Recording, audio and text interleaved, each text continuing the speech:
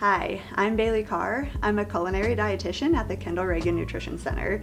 Today I'm here to show you how to make a Tempeh Manis Stir Fry.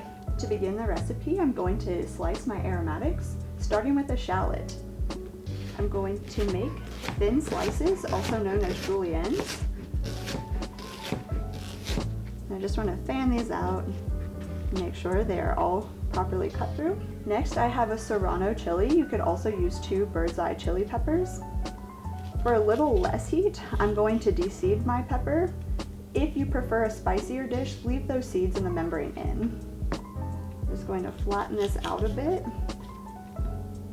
You can also smash it down a bit, and then run your knife across the inside of the pepper, the rough side, which is easier to chop. I'm making these thin strips, and I'm going to go through and mince the serrano. Actually, that's a small dice. Then any scraps, I'm just going to make sure get cut up. I will move that to the side. And then I'm going to return to making a ginger garlic paste, starting with slicing the ginger into planks.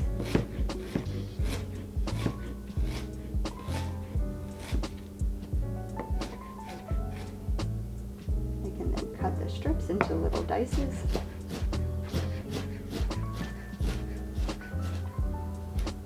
Moving on to slicing the garlic that I'm going to add to my ginger, and then just rock my knife across it to break it down into smaller pieces.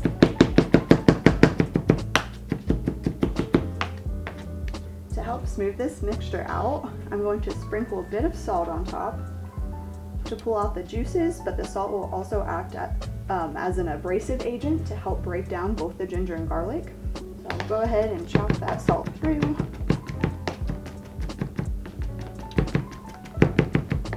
Then I'll start to work this mixture into a paste using the spine side of my knife. It is best to work in small piles at a time to really apply enough pressure to a small amount that will help them break down. And I'll slide the broken down pile towards me and work on the remaining pieces that have yet to be broken down. I'm really using the rotation of the wrist of my knife holding hand to achieve this motion and engage this process. Breaking down the ginger and garlic into this paste allows it to incorporate throughout the dish for consistent flavor. Now my aromatics are broken down, so it's time to start completing the remaining steps of the stir fry. I've had my skillet preheating over medium-high heat, and then going to add my oil and allow it to heat through. Now for stir fries, we're working quickly over a pretty high heat, so I want to have a utensil in hand to keep all of my ingredients moving once they hit the heat. My oil is already starting to smoke, so I'm going to add the tempeh and allow it to start to brown. While I'm moving it across the oil so it's evenly coated, I'm not necessarily flipping it right now. I want it to cook on one side for about 3 to 4 minutes to encourage a nice sear and browning. After 3 to 4 minutes of cooking on one side, it's time to flip. So I'm going to give it a good shake and flip it around, aiming to land as many on the opposite side as I can. And if you come close to the pan, you should see a deep golden to even very brown color. Browning indicates flavor. This is not burnt. This is exactly where we want it for a nice crispy texture and flavorful taste. I added my aromatics in after the tempeh has browned, because if they went in first and were exposed to a high heat for a long amount of time, long enough for the tempeh to brown, there is a risk that they could easily burn instead of having a delicate and appealing flavor. Once my aromatics have begun to break down and release flavor, I'm going to add in my snow peas. With the snow peas, I'm only going to saute them until they are crisp tender. This means they've slightly broken down and appear to be a bit softer, but still have a good amount of snap to them.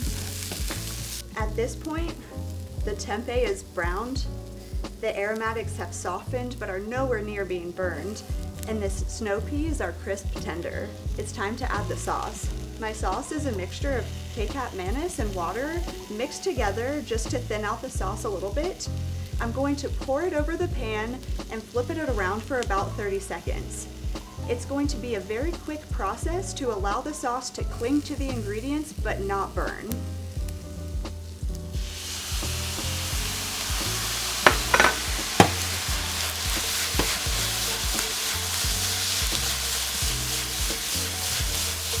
At this point, the Tempeh Manis Stir Fry is complete and it's time to serve.